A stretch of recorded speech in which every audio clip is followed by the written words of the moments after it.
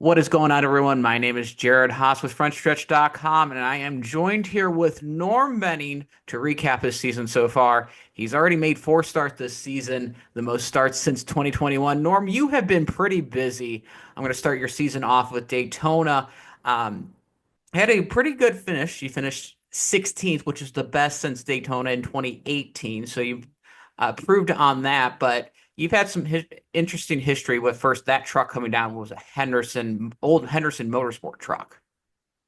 Yeah, I purchased it 2 years ago. It's a 3-year-old truck, and we originally went to Talladega with it and had a really good run there. And uh, then we went to Daytona this year. And uh, as I was saying, I actually crossed that start finish line eighth. They gave me 16th, 15th, but there was a crash on the last lap coming off turn four, and guys that were in the crash that never crossed the start finish line finished ahead of me. And I'm still upset about it, but uh, tried to appeal, but they were busy with the 75. But it's been a great truck, and I can't wait to get to Talladega with it because at the end of the race there at Daytona, they were 3 wide, 5 deep, and there was really nowhere to go. And because I had a lot better truck than that, but just I guess didn't want to force my way in there and end up crashed. But yeah, we qualified 22nd, 23rd, beat a lot of really good trucks qualifying. So we were pretty impressive that weekend, and got a lot of interviews with Amanda, and it was a lot of fun. And I look forward to Talladega, as I said. And we had no major sponsorship, which I think when I go to Talladega, we're going to be a big story. And I just hope I can get somebody on board with us to enjoy the exposure.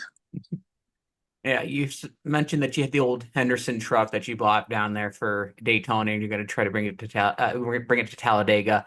And even the Rockingham car is an old KHI Kevin Harvick Inc. truck. Tell about some of your history of some of the other trucks that are in your fleet as well, of like kind of just those stories behind the other trucks that's in Norm Benning's shop. Well, there's the dirt truck that unfortunately we don't run dirt anymore, but it's sitting in the shop and with Circle B all over it. And we had a really good run there at Bristol, and that was a lot of fun to race with freezing all day, and you know the track was great. It was smooth. I don't know who made the decision not to run any dirt anymore, but that was very anticipated, those races, and I wish they'd do it some more. But so that truck's just sitting there, and I have the old Speedway truck which had the pole at Daytona. The first round qualifying, when they did the group qualifying, we were on the pole. That was pretty cool. We couldn't go out second round because we got some damage from uh, later on in that run. We had to fix it. Then we went out and started last because of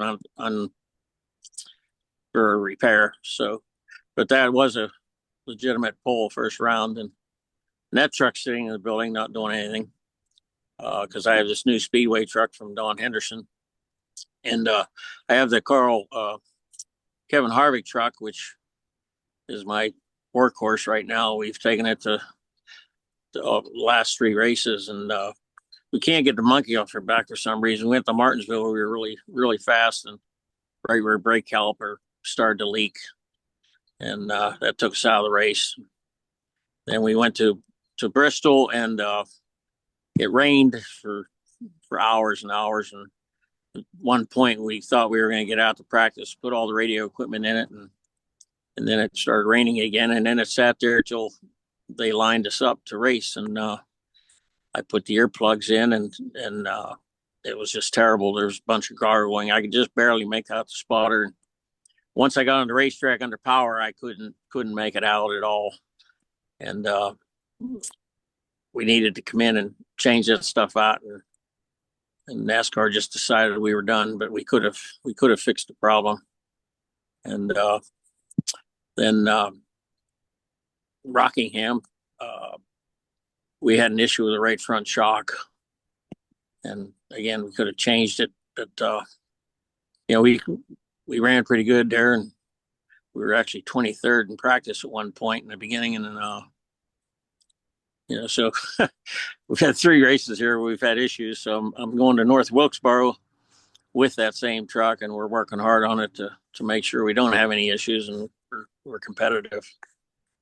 And I want to circle back with some of those races. First with Bristol, because on the radio, like your crew members were screaming, trying to communicate with you. So I want to clarify, it wasn't a defiance type of thing that you didn't hear them.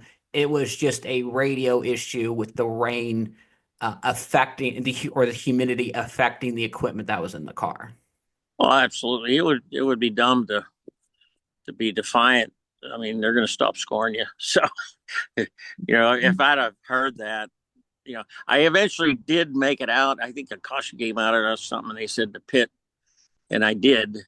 And then we went back out, and then apparently they said I was speeding on pit road, and they couldn't get that message to me. And then they black flagged me because like I told Seth, why would I defy it? If I could hear it, I'd do it because it makes no sense to just stay out there. But what upset me is they wouldn't let me fix it and go back out. And did you have a backup radio to put in the truck as well, or was it just that, like I said, one radio? Because I know you tried to talk to NASCAR to go back on there. Did you have backup radio to get out there? It was actually the earplugs. Okay. The radio was fine. All I had to do was take my helmet off, put new earplugs in, and I'd been fine. And what was the other thing that was really strange about it, if you were listening to the radio communication, when they called me in and said I was done, I went back, and as I was going back to my pit stall, the radio started working. The right side radio earplugs started working. And then I told the spotter, quit yelling at me because I can hear you. So that was very frustrating because, again, we've had a good truck. We just had bad luck, and that's it. So but NASCAR stopped scoring you then after you pulled in the garage with that type of stuff. Is that why they didn't let you go out there, or was it just a different reason why they didn't let you back out? Well, they assumed I was defying their black flag, which I wasn't. Mm-hmm. I did, I'm in a crowd of trucks. I don't, and I just couldn't hear. And I actually asked Seth to go back and listen to all that. And he did. And then there was no more communication about it. But I mean, I was struggling to hear, and in traffic, it was really bad.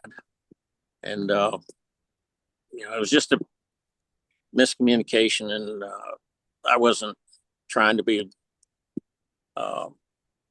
defiant at all. I just had issues, and other people had issues. I wasn't the only one.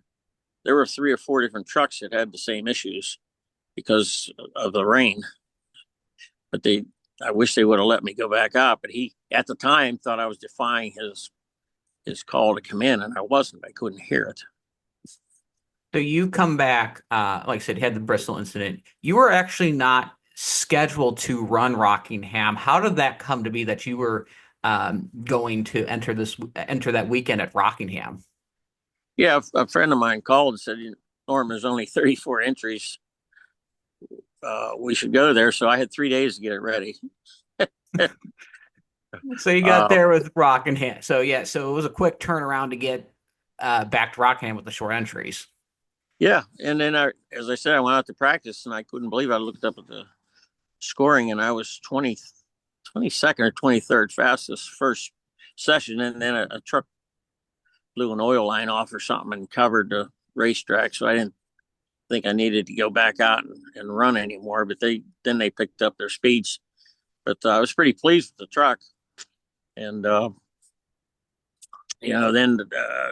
early in the race, like 15, 20 laps into the race, something happened in the right front. We broke a helix or something, and it started falling down on the right front real bad, and I couldn't drive it. And again, I pulled in on pit road, and they said I can go back to the garage and fix it.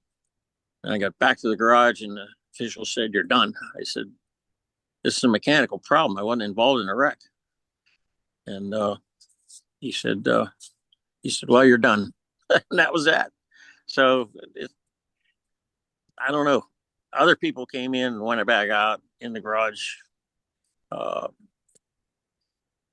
I don't want to say too much about it, but there were people running below minimum speed consecutively that weren't pulled off the racetrack. But uh, I'm just hoping things get straightened out and I'm competitive again. I don't like having all these issues. But I want to talk about a little bit return of Rockingham from your perspective. How was that weekend? You've competed there in ARCA and the Cup Series, had attempts in the Xfinity Series as well. How was the return from your perspective going back to Rockingham? That's historic racetrack, and they did a great job on the repave. Had a lot of grip. I was having a lot of fun. My truck really liked the middle of the racetrack, and again, in the beginning of the race, I don't know, I'd passed half a dozen trucks probably until I had that parts failure, and I'd love to go back there again. It's just a lot of fun. It's a high bank, it's fast, and had a lot of people there. It's always fun to see the stands full. So, but again, when you don't have the major sponsorship, you can't have new parts every week. It's tough, and I'm doing the best I can. That's another one I wanted to talk about with the Truck Series this season. All but Daytona has had short fields. What has been like the biggest like cost factor of why we haven't seen fuller fields in the Truck Series? What is the big barrier of what's going on in the Truck Series is causing these shorter fields? Well, it's the purses. I mean, people like me, I mean, we just can't afford to go to these races and lose money. The purses have to improve. We're struggling to get sponsorship. If we could get some sponsorship, purses wouldn't be as important. But when you're not getting, I have associate sponsors, MDIA and JZL and people like that, but it's not enough to cover my expenses. So you just have to make a decision how much you love racing or losing money. So that's where we're at. But unfortunately, I love just crawling in these things and racing. So I do it. So, like I said, you've made those attempts. Any future plans? I know you said North Wilkesboro, and you mentioned to me about trying to attempt Pocono, but you need to get something first before you go to Pocono. Is that correct? Well, I don't have to, but it'd be nice to have sponsorship. That's my home track, and we always do pretty well up there. And there's no set schedule whatsoever, but the mile and a halfs for me are the most expensive, and I don't have the aerodynamics that a lot of these people have in their trucks. And again, these bodies are outrageous what they cost, and the wind tunnel time and so forth. So I'm trying to just not do too many of the mile and a half tracks until I get a new truck. But I have no set schedule. I may run a lot of races. I may run a few. It just depends on how it works out. So purses is a big factor. Is there anything truck wise that would make, a little bit easier for someone like you to make more attempts in the truck series? Yeah, I'm looking for another truck right now. I have a couple options for a better, newer, up to date truck than what I have, but so far we haven't closed the deals. If that happens, then I mean I'd love to go to Darlington in August. So far, I love racing there, but again, I don't want to go there with inferior equipment and look bad. And that seems to be the theme here right now. I'm looking bad because of old equipment. Well, like I said, Norm, you're definitely persevering for the love of racing too. Good to see you at least out there. Already made 4 races this season. Again, the most since 2021. And appreciate you catching up with me and talk about what's been going on with your season so far. Well, I appreciate you having me. It's nice to voice your thoughts once in a while, and hopefully NASCAR is listening and they'll help us a little bit more with these purses. That is Norm Benning for you. For Jared Haas from frontstretch.com. As always, make sure to have a great race weekend. Kevin Nix with frontstretch.com. Come back soon for more great racing videos, and if you like us, don't forget to hit that subscribe button.